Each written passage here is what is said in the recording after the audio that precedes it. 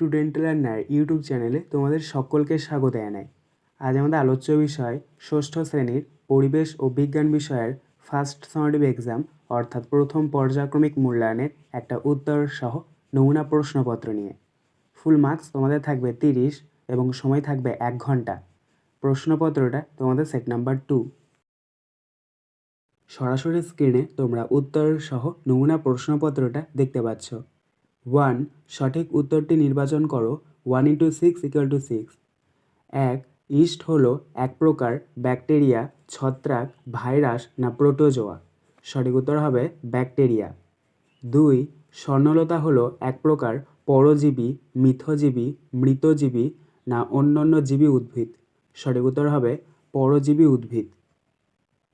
3. পটাশিয়ামের সংকেত হলো পি, পিও, কে না পিটি? সঠিক উত্তর হবে কে। 4. দুধ হলো মিশ্র পদার্থ, উদ্বায়ী পদার্থ, বিশুদ্ধ পদার্থ না অবিশুদ্ধ পদার্থ? সঠিক উত্তর হবে মিশ্র পদার্থ। 5.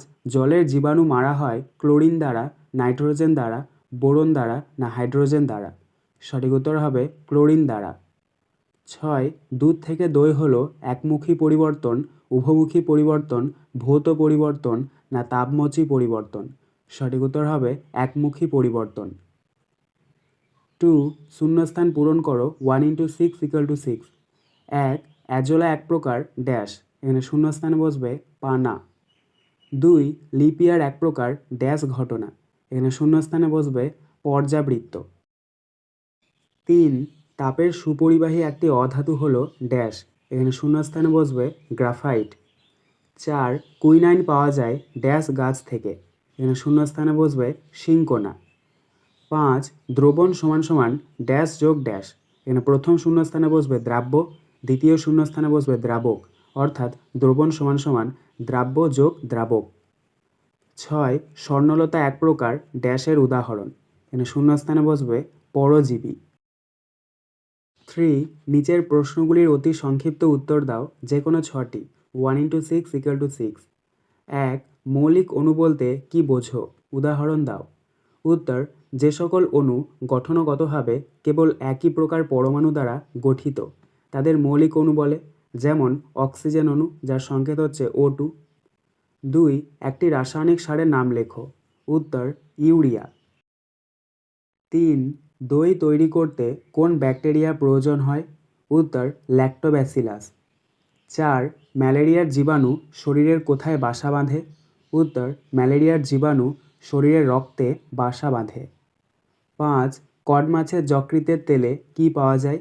উত্তর: কড মাছের যকৃতের তেলে ভিটামিন এ পাওয়া যায়। 6. একটি অধাতুর নাম লেখো যা ব্যাটারিতে ব্যবহার করা হয়। উত্তর: একটি অধাতুর নাম হলো কার্বন, যা ব্যাটারিতে ব্যবহার করা হয়। 7. মিথেনের সংকেত লেখো। উত্তর: মিথেনের সংকেত হলো CH4। 4. নিচের প্রশ্নগুলির সংক্ষিপ্ত উত্তর দাও, যে কোনো 6টি। 2x6 = 12। 1. সাগর কুসুম ও ক্লাউন মাছের মিথজীবিতার সম্পর্কটি লেখো। উত্তর: ক্লাউন মাছ থাকে সাগর কুসুমের সঙ্গে। সে সাগর কুসুমের শত্রু, যেমন বাটারফ্লাই মাছকে তাড়িয়ে দেয়, আর সাগর কুসুমের খাবারের পড়ে থাকা অংশের ভাগ পায় ক্লাউন মাছ। আবার অনেক সময় ক্লাউন মাছকে তাড়া করে আসা প্রাণীরা সাগর কুসুমের শিকার হয়। 2. ভৌত ও রাসায়নিক পরিবর্তনের পার্থক্য লেখো। উত্তর: প্রথমে তোমরা দুটো ছক করে নেবে। বাঁ দিকের ওপরে লিখবে ভৌত পরিবর্তন, ডান দিকের ওপরে লিখবে রাসায়নিক পরিবর্তন। ভৌত পরিবর্তনের নিচে এ দিয়ে লিখবে ভৌত পরিবর্তনে পদার্থ বা বস্তুর মূল গঠনের কোনো পরিবর্তন হয় না। রাসায়নিক পরিবর্তনে এ দিয়ে লিখবে রাসায়নিক পরিবর্তনে পদার্থ বা বস্তুর মূল গঠনের আমূল পরিবর্তন হয়। আবার ভৌত পরিবর্তনের নিচে বি দিয়ে লিখবে ভৌত পরিবর্তন অস্থায়ী। রাসায়নিক পরিবর্তনের নিচে বি দিয়ে লিখবে রাসায়নিক পরিবর্তন স্থায়ী। আবার ভৌত পরিবর্তনের নিচে সি দিয়ে লিখবে ভৌত পরিবর্তনের ফলে কোনো নতুন পদার্থের সৃষ্টি হয় না। আবার রাসায়নিক পরিবর্তনের নিচে সি দিয়ে লিখবে রাসায়নিক পরিবর্তনের ফলে সম্পূর্ণ নতুন ধর্মবিশিষ্ট পদার্থের সৃষ্টি হয়। 3. শীতকালে শিশির জমে কেন? উত্তর: শীতকালে রাতের দিকে বাতাস ঠান্ডা হয়, সেই সময় ঠান্ডা বাতাসে থাকা জলীয় বাষ্প ঘনীভূত হয় এবং জলের ফোঁটা সৃষ্টি করে। সেই জলের ফোঁটা গাছের পাতা, টিনের চাল বা মাটিতে ঘাসের ওপরে পড়ে জমা হয়, এভাবে শিশির সৃষ্টি হয়। এটি উভমুখী ভৌত পরিবর্তনের একটি ঘটনা। 4. কেলাসন কি, এর একটি সুবিধা লেখো। উত্তর: কেলাসন কোনো পদার্থের সম্পৃক্ত দ্রবণ থেকে তাতে মিশে থাকা কঠিন পদার্থের কেলাস তৈরির পদ্ধতিকে কেলাসন বলে। এর সুবিধা: এই পদ্ধতির সাহায্যে নুন জলের দ্রবণ থেকে নুন বা তুতের দ্রবণ থেকে তুতে পাওয়া সম্ভব হয়। 5. রাসায়নিক পরিবর্তন কাকে বলে, উদাহরণ দাও। উত্তর: যে পরিবর্তন একমুখী পদার্থ বা বস্তুর মূল গঠনের পরিবর্তন হয়, রং, গন্ধ, স্বাদে স্থায়ী পরিবর্তন ঘটে, তাপ উৎপাদিত হয়, তাকে রাসায়নিক পরিবর্তন বলে। উদাহরণ: দুধ থেকে দই তৈরি হওয়া, চাল থেকে মুড়ি তৈরি হওয়া ইত্যাদি। 6. উদ্ভিদের একটি বর্জ্য পদার্থের নাম লেখো যা আমাদের ওষুধ রূপে কাজে লাগে। রজন কোন উদ্ভিদে পাওয়া যায়? উত্তর: উদ্ভিদের একটি বর্জ্য পদার্থের নাম হলো কুইনাইন, যা আমাদের ওষুধ রূপে কাজে লাগে। রজন পাইন গাছ থেকে পাওয়া যায়। 7. হানিডিউ কি?